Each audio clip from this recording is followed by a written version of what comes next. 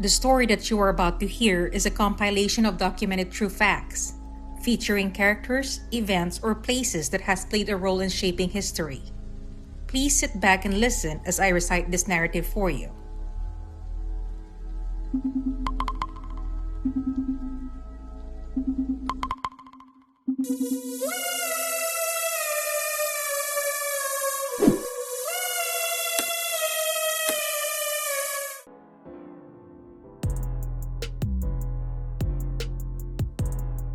Ken McElroy lived in Skidmore, Missouri in the United States.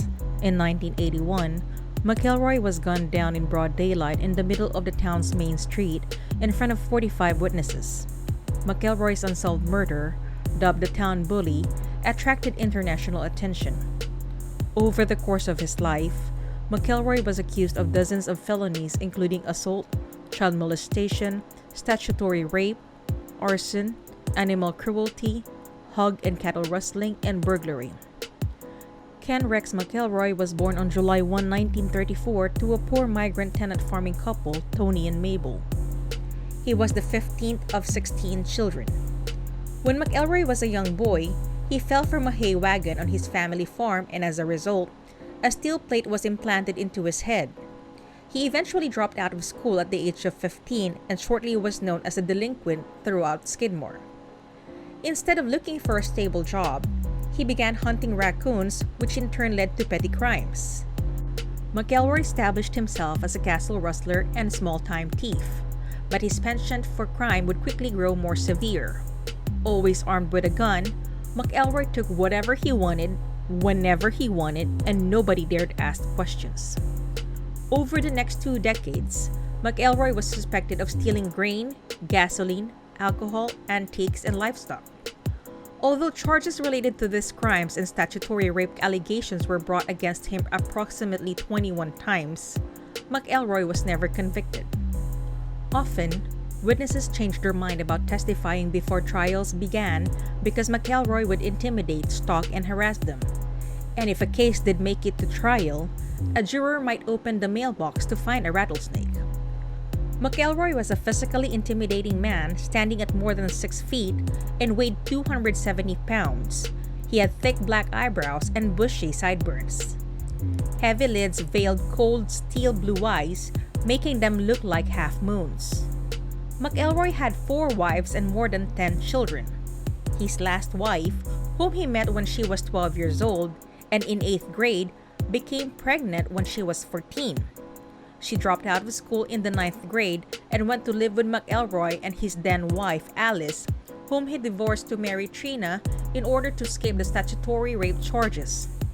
16 days after Trena gave birth, both she and Alice fled to Trena's mother and stepfather's house.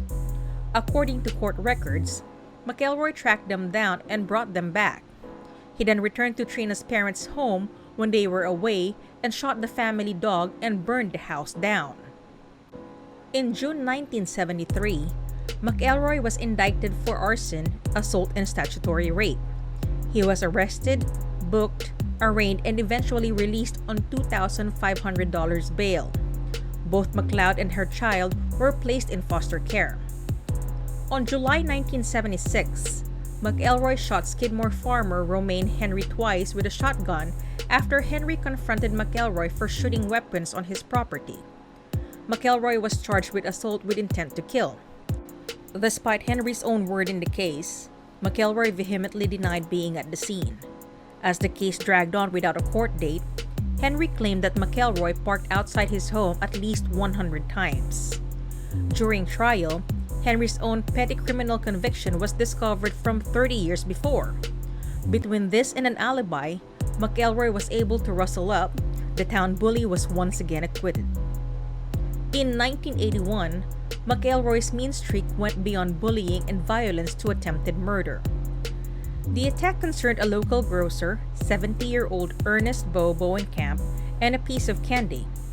Trena McElroy told her husband a clerk in the Bowenkamp store had accused their 4-year-old daughter of stealing penny candy. It was a misunderstanding, but one that made the Bowenkamps' lives a living hell for months. Unwilling to let the matter drop, McElroy harassed the Bowenkamps, leering at them from his pickup while parked outside their house and occasionally firing his shotgun into the air. Finally, McElroy approached the grocer while he stood on the loading dock behind his store, waiting for an air conditioning repairman, and shot him in the neck. Bo Bowenkamp survived the attack, but the town had had enough. This time, the small town of Skidmore would not forgive or forget this mindless attack on a defenseless and well-adored man. David Baird, the newly appointed prosecuting attorney for Nodaway County, managed to get the first ever conviction against McElroy in the shooting of Bowenkamp. But a judge released him on bond while awaiting appeal, much to the shock of the entire community. The town rallied together and wrote a number of letters to the Missouri authorities, the governor, attorney general, and state legislators, expressing that they were living in fear of McElroy and wanted to finally see some justice. But their pleas were ignored. McElroy's first move after being freed? He went to the D&G Tavern carrying a bayonet attached to an M1 Garand rifle. While sitting in the bar, McElroy began telling those around him exactly what he planned to do to Bowenkamp, and none of it was pleasant. But McElroy never got the chance. Many patrons were alarmed and decided to see what they could legally do to prevent McElroy from harming anyone else. McElroy was known to pay local kids for information about who was where in town at what time. So the Bowenkamps developed their own networks of informants. They delivered messages in code. Nodaway County Sheriff Dan Estes came up with a possible solution. The town could form a neighborhood watch. On July 10, 1981, townspeople met at the Legion Hall in the center of town to discuss with Sheriff Estes how they could protect themselves.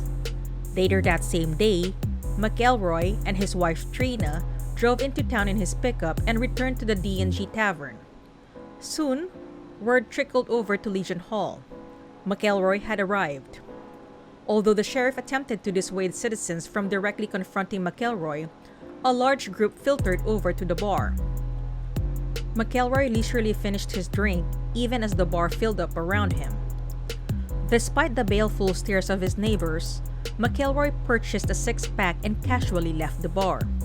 He and wife Trena climbed in and fired up the truck, then paused to grab a cigarette. That's when the shots rang out. According to Trena, McElroy started his pickup and the sound of shots pierced the silence. A couple of men hustled Trena to a nearby bank away from the gunfire. When the shooting ended, McElroy was slumped over the steering wheel. Though the crowd assembled in the town's main street that day has been estimated at anywhere from 30 to 60 people, no one called an ambulance, and no one even turned off McElroy's pickup.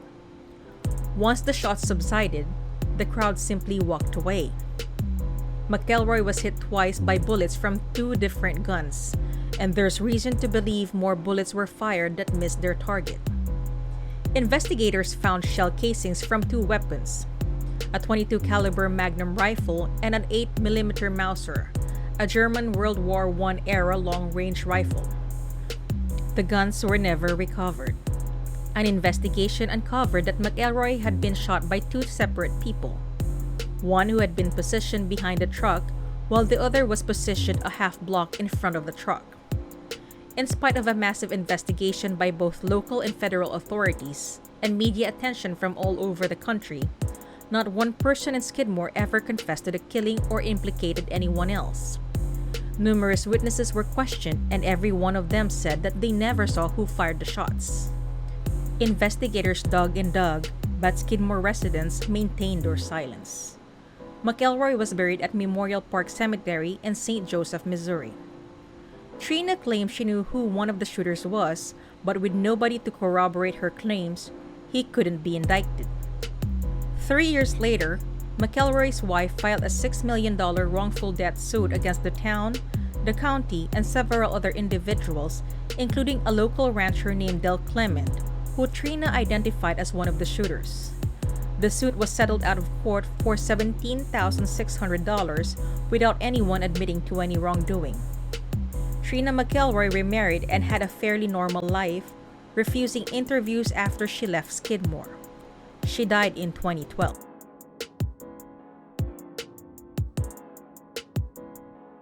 quick channel promotion. If you're like me and loves listening to Tagalog macabre stories, then please go and visit a fellow narrator's YouTube page, ang pahina ni Liam. Link on the description box. Thank you!